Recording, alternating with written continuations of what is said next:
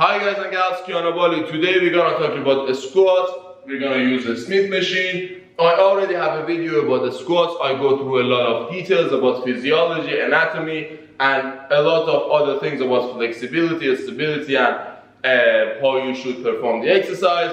I'm gonna put a link up in this video if you're watching from my YouTube channel, so you're gonna get the details beforehand and understand what I mean in this video. There are mainly two variations that you can perform the squats when it comes to the Smith machine. Before going through the variations, first I need to repeat the most important rule when it comes to squats. I have talked about it before as well. When you want to bring the bar up and down, the bar should be balanced, not just from the side, so you don't go to the side, but also from front and back as well. So you should not bring the bar forward or bring it back, and it should come down in a straight line. So if the bar is on your back, when you come down and up, it should come in a straight line. So for that to happen, there are 4 joints that you should be careful of. The first one is all the way down here, so your ankle. The second, your knee. The third, your hip. And the fourth is a bunch of joints, so the spine itself. Of course, you need to keep the back flat, but still it is considered as one of the variables. But to be more precise, there are 3 things. Again, the ankle, knee, hip. So these 3 things, you should change them when you're doing the exercise. So meaning when you're going to start the exercise, when the knee comes a little bit forward, you should push the hip a little bit back as well, and you bring the chest forward a little bit as well, because if you just try to keep it back, you might go back. So although the chest is related to the hip, but still you can play with the joints in your spine as well. So whether you flex the spine or extend it, that's gonna matter a little bit as well. But the most important factors, these 3. Now, of course, bringing it straight up and down is important, but it's not most of the times possible to precisely bring it straight up and down. The main reasons are 3 things. First one is flexibility. So if you've got tightness in some of your muscles, it might not be perfectly straight and perpendicular. It might be a little bit angled or a little bit with curvature. So flexibility is one of the issues.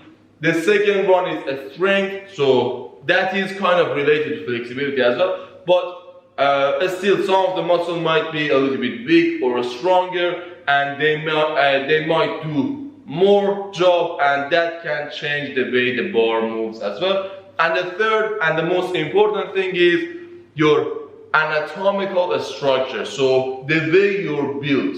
So that's mostly related to genetics. So for example, if you're really tall or if you've got long legs, it's gonna be a little bit hard for you to keep it straight. So it might be a little bit angled. But when it comes to the Smith machine, you cannot do anything because the movement is predetermined.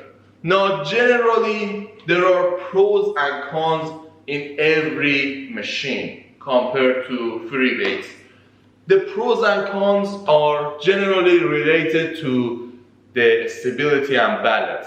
Because machines give you balance and stability, because the range of motion is predetermined, it's gonna be easier for you if you've got balance issues or stability issues, or you're just starting to learn the exercise. But at the same time, because it's restricted, you do not have that much freedom as well like you have with the free weight. So you might be restricted to do the full range of motion or do a lot of variations of that exercise. So we understood that there are limitations for almost everybody to bring it up and down straight, and almost everybody has a little bit of angle or curvature in the middle, and you cannot do anything when you're using a Smith machine. So it's coming up and down straight, but there are two things that you can do to still perform the squat with the Smith machine. First one is by taking a wide stance, and the second one is gonna be by doing partials. Now the first one is pretty much easy. When the feet positioning is narrow, the movement that you need from front and back is gonna be more, because these three main areas are gonna move away from each other a lot more. So when you initiate, they're gonna move a lot more from each other. Now they might have different degrees compared to each other based on the length that they have. So it doesn't mean that when the ankle is bent forward 1 degree, it means that the knee and the hip also bend 1 degree. No, it depends on the length and flexibility and all the other issues, but they need to move simultaneously to create that balance or bringing it up and down that we talked about. But still, it's gonna be a lot more when the feet are close to each other. But when you go wide and point the toes out, now this time, although they are still moving, but the bar doesn't need to have that much balance when it's on your back. So your chest is not going too much forward and back. You're not flexing the hip too much, although the joints are moving, but it's not gonna affect your balance from front and back. So because of that, it's gonna be easier when you're doing this. So you need less range of motion, although still you might need a little bit of curvature, but that's not gonna be a big issue. The second thing is, as mentioned, by going partials. As mentioned in that video, the most important thing about the squat is where you position the feet. So I can position the feet in the beginning here. I can bring it also forward, and that's gonna affect the way I do the exercise. So not every place is good with every range.